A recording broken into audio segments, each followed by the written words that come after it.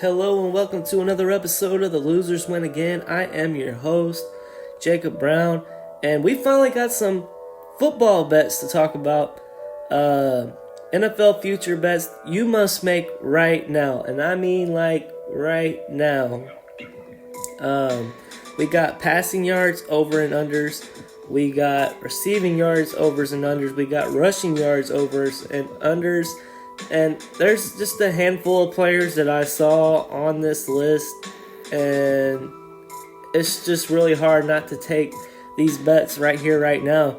I know we still got a long ways away before the football season, but I think this is just a must-make bet. So yeah, let's go ahead and move on to it. It's right here on prizepicks. Let's get after it. But before we do, hit that like, hit that subscribe, and hit that notification bell if you want to see more content just like this here on the Losers Win Again channel. Let's all win together right now.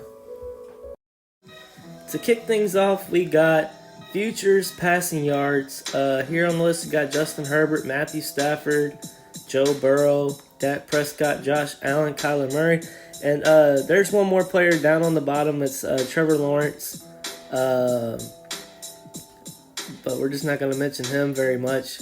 There is two players I'm going to discuss because the rules on PrizePicks, if you're not familiar with the rules, is you have to have two players in a bet, and they can't be on the same team, which we don't have to worry about this on this futures passing yards. But yeah, you have to have two players. So here's the two players I've chosen. It's my quarterback. Yes, unfortunately, Dak Prescott is my quarterback, and we're going to be talking about why he should be going under 4,600 yards for the 2022-2023 season. Mainly due to the fact that the Cowboys have not done much to help him this offseason. For starters, they let go of Lyle Collins. He's now a Cincinnati Bengal. Then they also let go of Amari Cooper for a bag of chips and a bottle of soda pop. 5th and a 6th round pick for Amari Cooper was just so criminal. I don't know how the Cleveland Browns got away with that, but hats off to them. Good luck to Amari. I enjoyed his time in Dallas. And I was a proponent of the Cowboys making a move like getting rid of Amari Cooper or Ezekiel Elliott to make some more cap room. But the fact that they only got a 5th and a 6th round pick and they have literally done nothing this offseason makes me just wonder, what in the world are they thinking? But I digress. And I could talk about the Cowboys offseason for an hour, 2 hours if I really wanted to. But let's move on to why we're here. Taking the under on Dak's 4,600 and a half. Not only do the offseason moves, because of course they re-signed Michael Gallup and they still got Ceedeelamb, but his career, he's only threw for over 4,600 and a half yards once. And we got the stats right here. In 2016, threw for 3,667. 2017, 3,324. 2018, 3,885. 2019, 4,902. He only played in 5 games in the 2020 season and threw for 1,856 yards, which was pretty impressive. He would have for sure went over 5,000 if he would have played that whole year. 2021, he threw for the same attempts that he threw in 2019. 596 in 2019, 596 in 2021. And he also completed like damn near like 30 more attempts. 388 completions in 2019, 410 completions in 2021. But different result in 2021. 4,449 passing yards. I just don't see Dak Prescott getting over 4,600 this year. This is a huge under for me. just due to the offseason moves. He has less people to throw the ball to now. It might be a more condensed target tree. In 2019, you got to think about it. He did have a lot of people to throw the ball to. And a lot of those yards were garbage time points. Will we see a return of garbage time points stacked in 2022? I don't know. But I really don't see the Cowboys being very successful this year. And we'll have a more in-depth conversation about that in the future. Which could lead to him throwing from behind a lot, which could lead to more yards next season. But in my opinion, they're going to make an effort to run the ball a lot more. This is not a Jason Garrett-led offense. When he threw for 4,902 yards in 2019, Jason Garrett was still the head coach. This will be his third year under Mike McCarthy.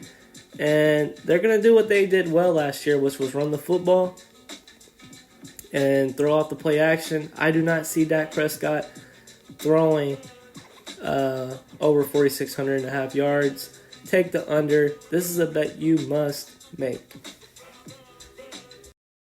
Next on the list, we got Kyler Murray, and we're taking the under on him also. 4,150.5 yards just seems like it's way too much. So smash that under on Kyler Murray. But overall, the main reasons why is just look at his career passing yards. 2019, 3,722. 2020, 3,971.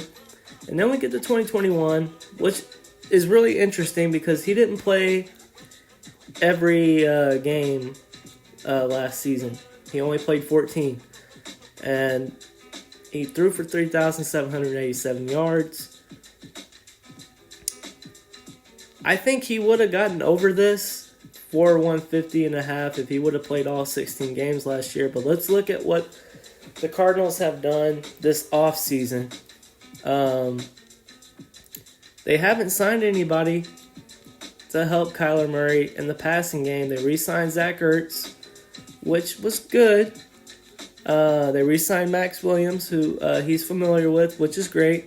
They re-signed James Conner, which he's a running back. He doesn't really catch the ball that much. I mean, he does get him some receiving yards, but not a lot. They got rid of A.J. Green.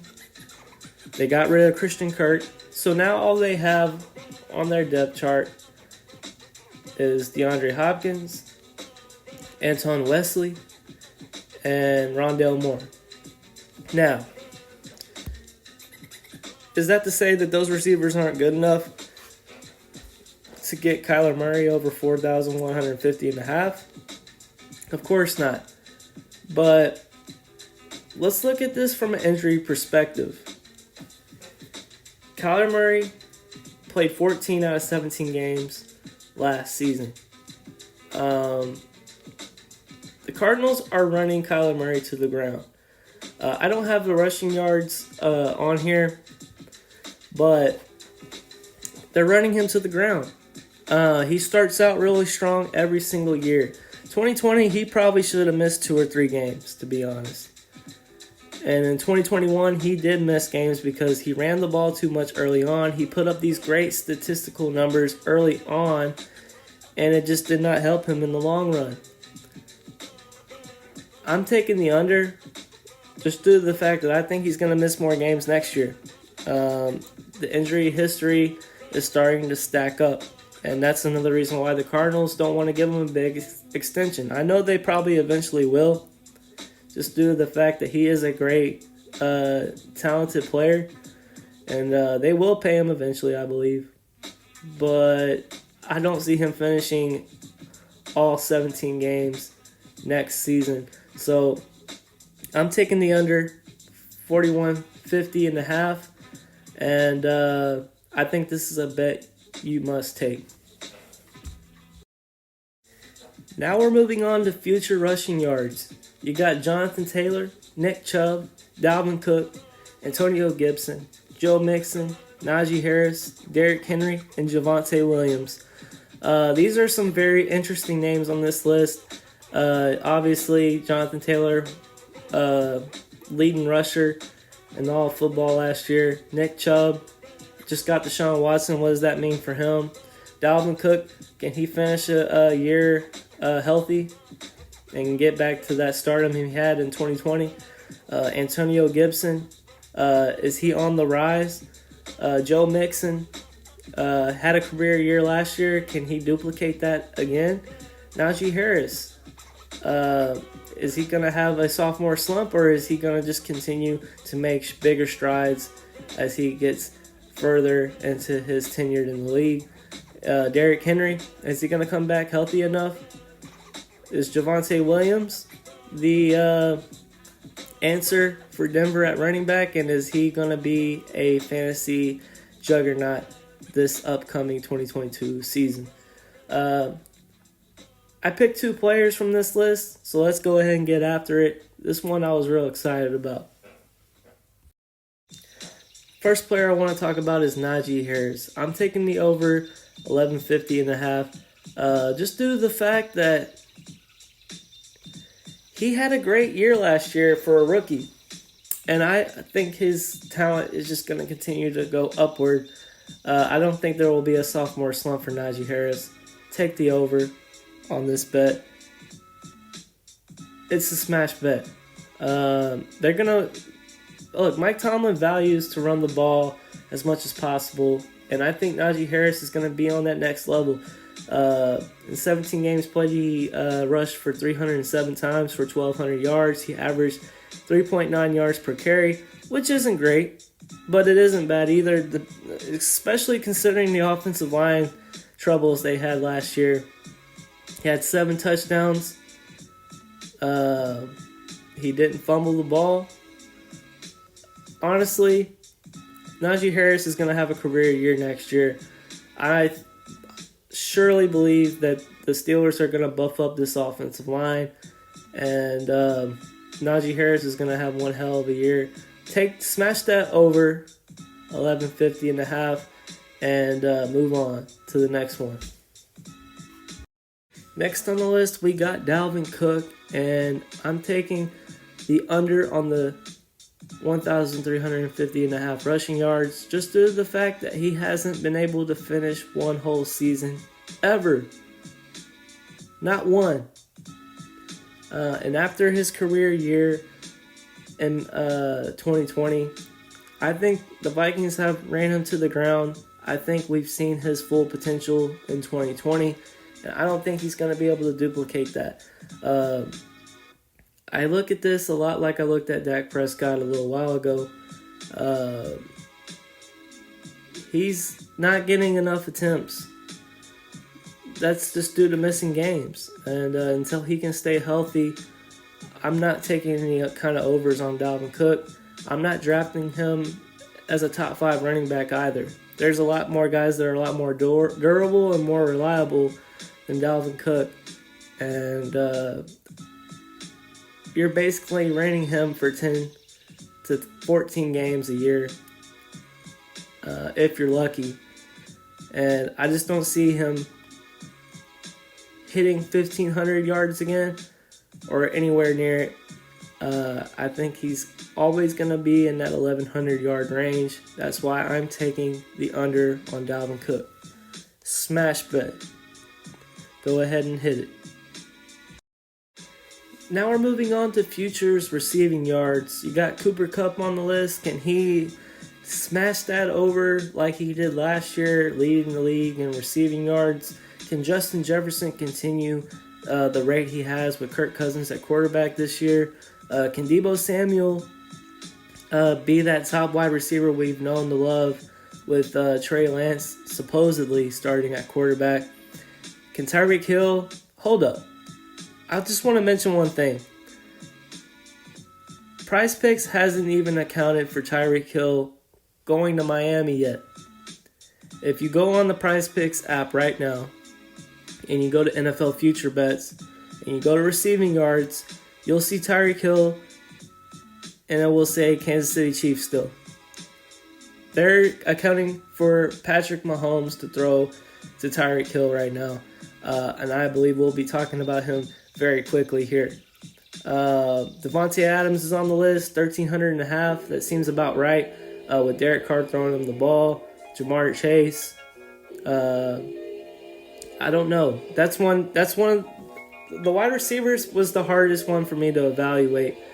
Just due to the fact there was a lot of changes at the quarterback position for some of these teams, and these are really close because both guys like Jamar Chase and Davonte Adams, they have these spike years, and then they have these middle to average years for them, and then they have super big years. So these are real interesting. You got Stephon Diggs at 1,250. He was a little under that last year. Then you got CeeDeelamb, who was under his 1,200 a little bit last year. But let's go ahead and get into the two receivers that I chose next. The first receiver I had to talk about was Tyree Kill. They still got him listed as a Kansas City Chief on the PrizePick app. They are projecting him with what Patrick Mahomes would throw him the ball to.